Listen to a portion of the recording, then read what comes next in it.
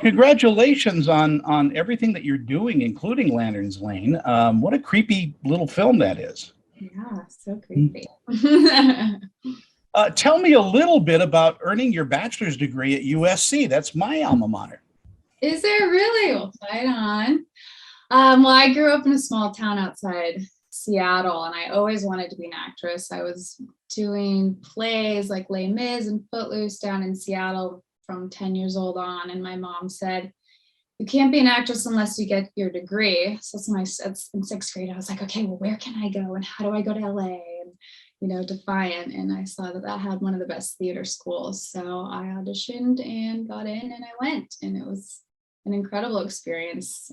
Some of my teachers, Mary Jo Negro, was one of the people that when I was cheering at USC pulled me aside and was like, quit all this crap, like focus on acting. That's what you're supposed to do. And I'll never forget her. So it was a good experience for me. I would imagine being a dancer too is important. I think there are rhythms and cadences in acting. Of course, I think just knowing your body and being able to be connected to your body. I think so many people walk through life not knowing how they function. Even Denzel Washington says he knows exactly every piece of his face and how it moves. And that's something that I want to be a full bodied experience because that's how humans are. And then to be able to change that and shift that depending on who you're playing is so important. So people don't see Brooke every time. They see, they can go to the movies and disappear and relate and connect and escape COVID. Well, that's the thing, is to escape reality for just an hour or two and Right. Also enjoy life a little bit. Right. Are you good at auditioning, or do you just hate to audition? No, I love it. Even I had an audition that I worked on this week, and it was based on a book. And I had 24 hours. I read all 300 pages of the book in one night and studied and just loved every second, because then I was like, okay, this is not just this scene, I can layer it. And I was just having like the time of my life. And I'm like, no matter what happens with that 24 hours was like magic for me because I learned something. And I think every time you get a chance, whether or not you book the role or not, to work on something and learn something from a character, that's why I do it. It's what I love. And I noticed your resume, you have done a lot, in your small time here on Earth. I mean, you have a very impressive resume. Is every set that you go on some kind of education? Oh, 100%, because you're always working with different personalities. And I've really learned to be quiet and listen and watch and learn people. And then from that, I'm like, okay, well, now I know who they are. So now I know in this scene how to push their buttons. Because, right, like Tony doesn't, like, let's say, like, I'm Mary and you're Jim. They don't really exist. Tony exists and Brooke exists. So I need to know how to affect you in that scene and being able to get along with all kinds of different. I don't think they teach that in Meisner. No, Meisner as well, but yeah, that's more Stanislavski. As an actress, though, do you find yourself sitting and go to the mall and just watching people or listening to dialects and things like that? Oh, of course, I love it. I practice British and Southern because I think if I were to play anything, those two kind of click. But I would say my friends say I'm a question asker. I'm like, well, why did you make that choice? And well, how did that make you feel? I think even my fiance is like, if you ask me, how did that make me feel one more time? But I think that's how you learn people, right? Because every single person on earth has a different filter at which they're approaching situations with. And learning like the different ways that different people tick will allow me to then maybe steal that from them or take that from them and use it in what I'm doing. The journey to Lantern's Lane, I should say, is kind of interesting. Was there a heavy audition for it, or was the part written for you? No, I don't. I did audition for it, but then when I ended up having the callback and talking to the director, he said I was on his short list, and I was like, because he had seen me in Ozark and liked the energy that I brought to that. But it was also during the time of COVID. It was at the beginning of 2020 when that happened. We were one of the first films to be in production. It was us, I think, and Avatar. And so we were more of a small little indie project, which brought our cast really close together because we're like, okay, we have to protect each other. And we are a close group of friends in this film. So we really did establish that camaraderie and become close, staying in this little town in Sonora that was apparently haunted, which added to the terror that we were feeling on set. And I think that comes across. I've never asked this question of someone in a horror film, but is it hard to scream and keep that level of intensity up? No, I actually love it. And I sing as well. So I think I know how to use my voice without wasting it and using it properly. But I'm someone who will, even if I have a really dramatic, quiet scene, will take a pillow. This is from my acting coach, Lee Kilton Smith, and I'll scream into the pillow to release all of that. And then you're like raw in the moment.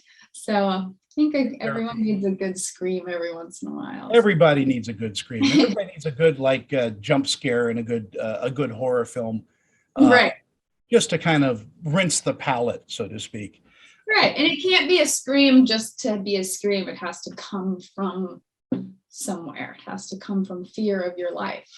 And the intensity in Lantern's Lane is there. I mean, it's got a nice build to it. Oh, good. Did you enjoy the script when you got it? I mean, was it an immediate like, wow, I want to do this? I think it was two-part. I think I was like sitting at home during quarantine and like, I was in class and doing things and reading and working on myself. But I was like, I just want to get on set and create and work. And I saw this character on the page and I was like, well, there's so much more there. Like, what is Layla's arc, right? Because was maybe the mean girl in high school and she left her small town, went to the big city, and she's changed. And she's come back and everyone expects her to be the same. So it's her navigating the fear of everyone thinks I'm still this girl, but I'm not anymore, and how she like proves that to herself and where she ends up at the end. I think at first I judged her. I was like, I never liked the mean girl behavior. I always retreated from it as Brooke personally, but then I had to dig deeper and say, well, so many people, every single person on earth makes mistakes and they have to face that fear. I was like, at least she's facing it. And, along with those personal fears, she's facing real fears, and it's how that all kind of. And I think that's the homework you have to do as an actor is if there's no backstory written for your character, you've got to mentally create something to give her that truth. Right. Or else it's flat. Right. Are you looking at directing someday? I would love to. I find it fascinating. It also terrifies me. But I feel like one of my strong suits is connecting with actors and seeing things in a certain way. Even the way that I work, I like to learn who I'm working with. For example, I became close with Ashley Doris, who plays Missy, and we were at lunch and she was telling me some personal stories. And I said, is it okay if I use that? I want to get your approval to use that if I can while we're, working. And she said yes. Careful when you say yes to me. And then we have this one emotional scene and she just like wasn't feeling it. And I just like whispered in her ear something that I can't repeat. And she just looked at me, was pissed at me, and then went, gosh. And I was like, roll. So I just think being able to say like one or two words without being like, yeah, and then this, and then it just has to be knowing what makes people tick. Don't ever lose that. I mean, I know a lot of actors over my career that now they just, basically phone it in and they don't do the work that they used to do. And I don't know why they lose that. They lose a passion, I think, for their career. It's losing the love of it, and you can't do that. I mean, I'm so blessed every day. I'm like, I wake up and I play make-believe for a living and I pretend to be other people. And this is the coolest thing in the world. Even if it doesn't go anywhere, even if I don't get the part, I always enjoy working on something and creating something. What do you think audiences are going to take away from Lantern's Lane? Well, I do think, first of all, the legend is real. Lanterns Lane is a real place. So knowing that, I also just think it's not what you think it's going to be. People are like, oh, urban legend, yeah. But there's a twist that I don't think people have seen before. And I hope that people find a character to relate to in each one of us and think, well, would I have done that? Could I have done that? Or would I have run? Would I have fought? What would I have done? And I hope just gets people thinking about what they would have done in that scenario. My friend Emma, who's monitoring this, says I have a little bit more time with you. So would you like to spend a little more time? Of course, you're lovely. You are too. Are your parents fully involved with your career too? I know that you need support, a family, when you're, doing this. They're not involved. They were always like, I guess I was always my own thing. And they just were like, okay, she's going to go do it. But they are supportive. And I have wonderful, wonderful parents. I'm not one of those actors that believes you have to like hate your parents to be a good actor. I have lots of pain that comes from other places that I can use. But they're like, okay, if you want to do this. And I think once they saw me performing on stage, they're like, oh, okay, yeah, you can go do this. But when did you fall in love with acting and performing? Was it at a very, very early age? Child, baby. I think when I was 5, my parents took me to see Phantom of the Opera. And I guess I cried the whole time. And I said, I want to make people feel how Christine made me feel. And my parents were like, you're 5. How do you even know what that means? I think I was crying at the little toaster when I was 3. So I don't know. Wow. Yeah, I always. Maybe in a former life you were an actress. Well, my grandma was an actress as well. And she never got to live out her dream, because she was born during the Great Depression, et cetera, et cetera. But her first kiss was Ronald Reagan on stage, on a stage play. So I like to think I'm trying to fulfill the destiny that she didn't get to fulfill. Well, I think it's generational. I think if you got it in your blood, it's something that you can't do. I mean, you have to do it. Right. And, you're drawn to it, but the singing and musical end of it as well. I mean, do you enjoy musical theater? Did you do that when you were in high school? I love musical theater. Yeah, I even performed in Scotland when I was 16, traveled there and performed. I play not super well, but I play piano and guitar, and I like singing. It's kind of like the private moments I have to myself. Imagine how the characters would sing. And my Tevye would make you cry. Really? And not for anything good. It was just terrible. Well, I'll be the judge of that. If I would, never mind. Anyway, yeah, I think everybody starts there, and they get the bug in high school or even earlier. And that immediate response from the audience is so, it washes over you and it makes you feel whole, I think, in a way. Right. I mean, trust me, if there's anything else I thought I could do, I would be like failing, but I can't. I don't know. Your time on Ozark was a wonderful arc. Did you enjoy series television? Oh, yes. I mean, I love it, especially a series like that. That's the direction I'd like my career to go. I mean, I feel like I haven't even scratched the surface. I feel like I'm just beginning.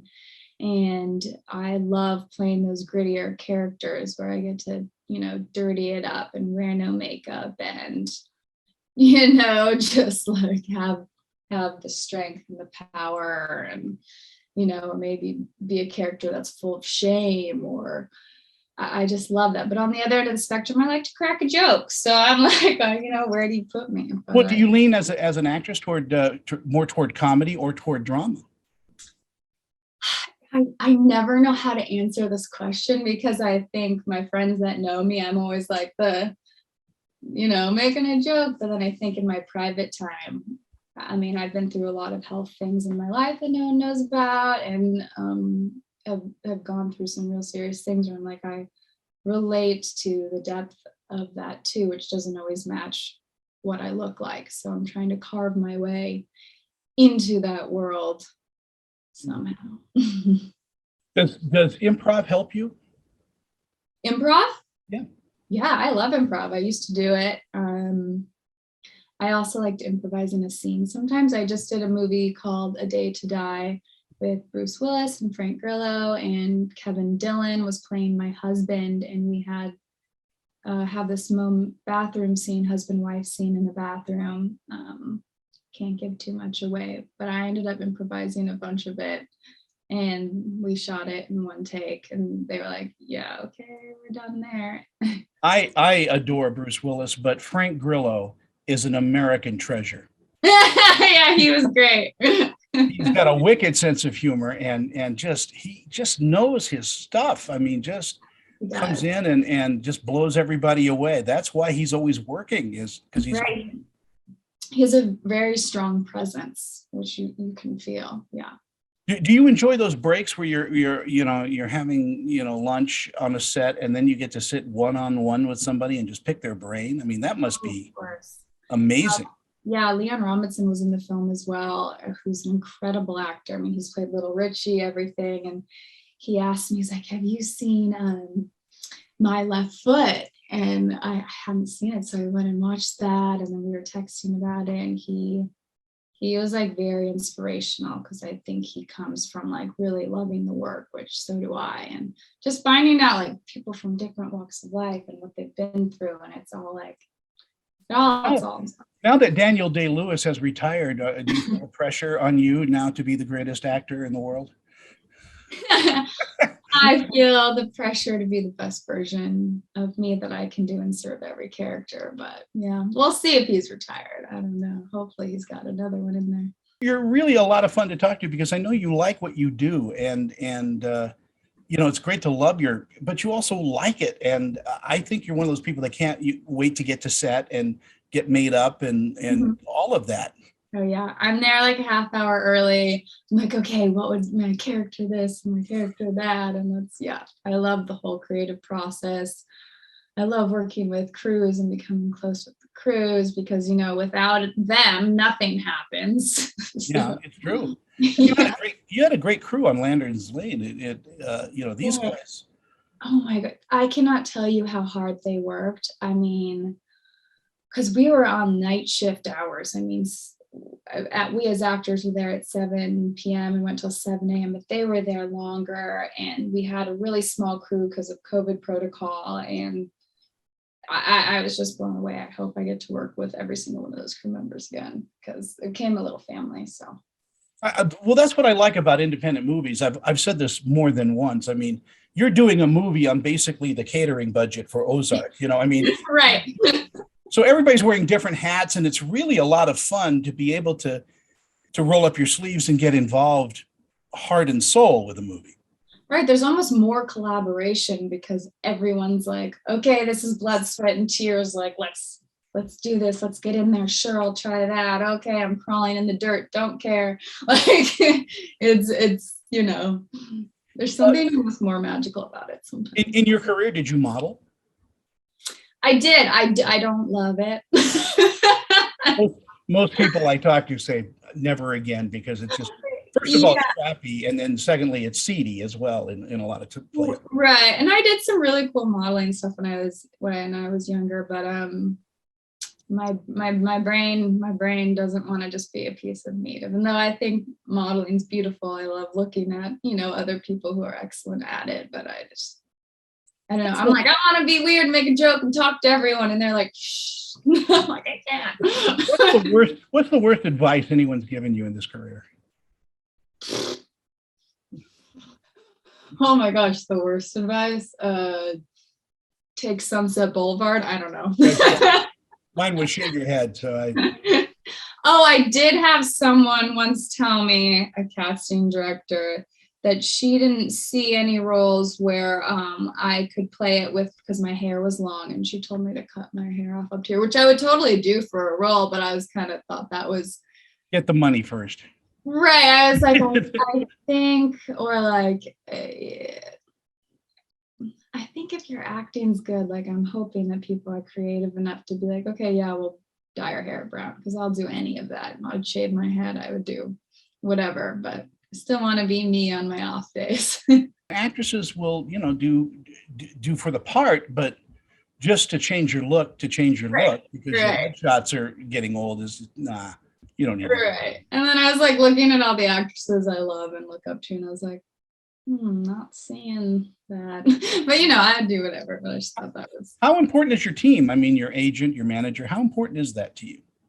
they're everything. They're like my lifeline connection to get to the next part. I mean, Jack at Zero Gravity is my manager. He's excellent. Tanya at HRI, they're, pushing for me and believe in me. And that's all I can ask for. I really do think you have a marvelous future, a marvelous career in front of you. You're a very kind person. I know that just from talking with you, but you're also very talented.